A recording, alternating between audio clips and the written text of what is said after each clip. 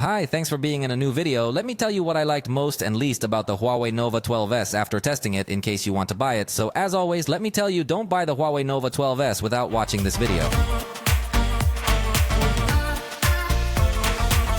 I will consider its launch price in Mexico, which was 9,999 pesos.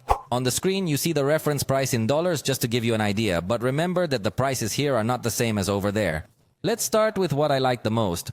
The device has a very slim design at 6.88 millimeters and very light at 168 grams. If you are looking for a cell phone that feels very comfortable in the hand, this is definitely a very attractive option. It supports LDS codec and also advanced codecs made by Huawei, so with Huawei headphones you can get very high resolution sound. And not only from Huawei, in general, other headphones that also support LDSC can give you a good experience. Okay, the capture speed is very fast, so it can become easy to have a capture of the exact moment.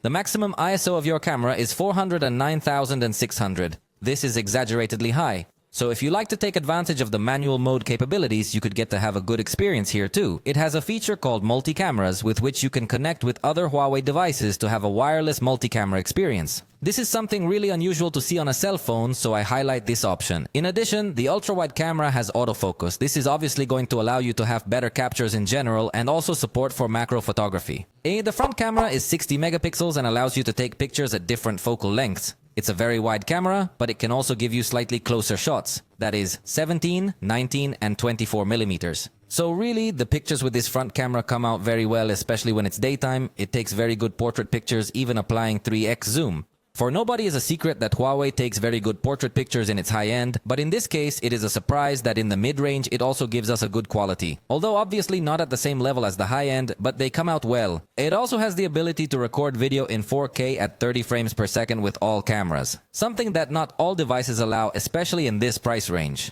Several devices only record with the main camera in 4K. In fact, it also lets you be recording with the rear camera and rotate to the front camera without stopping your video recording. It's another little element in the user experience that other devices don't integrate. That's why I like to highlight it on devices that do have this option. It has a super slow motion mode up to 960 frames per second in HD. In fact, the front camera also has slow motion at 240 frames per second. So if you like slow motion videos a lot, this cell phone has good options. It also has good options in software to customize the system or the lock screen. It also brings good options at the security level, such as application lock and other things. And the battery life is pretty good, even though it is not such a big battery. In my background draining test, it exceeded 9 hours. So considering it's such a thin device, the battery is pretty good. It also has a 66-watt charging power, capable of charging to 100% in 45 minutes. So it can also recover power very quickly. And finally, Huawei's ecosystem is very broad. So you can take advantage of it by connecting to different devices in a super simple and super easy way. If you have a MateBook or a MatePad, you can work in a very simple way by sharing the screens, or also their watches are very good quality, their headphones as well. So it's a brand that really offers a very good product portfolio. But let me tell you what I didn't like. The frames are plastic, the cover is plastic, it doesn't have Gorilla Glass or any kind of water resistance. So as you realize, the construction of the device doesn't look as advanced or as premium as if we could start to find it in some other few options of the same price. The equalizer is only available when you have headphones plugged in. So the audio experience on this device is not as advanced as we would like. The zoom falls short, not able to take advantage of the 50 megapixel sensor. Also, when backlit, the results in general are not as advanced, especially in video recording where it can blur at times.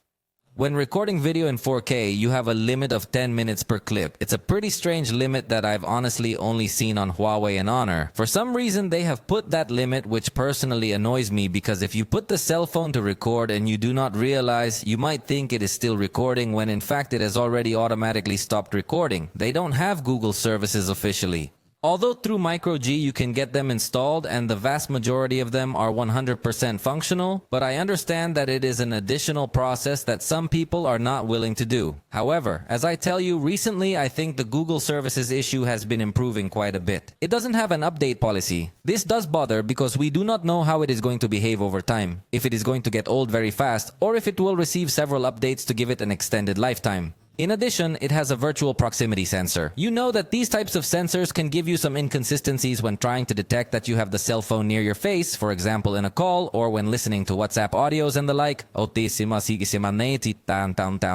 If your priority is gaming, this is definitely not the option. Especially because it can become difficult to install your favorite games, it is also still difficult to retrieve the progress of your games saved in your Google account. And in fact, it can get a little too hot. And finally, it only records your screen in HD. So it's definitely a device that has pros and cons. You'll decide if it's the purchase you like the most or not.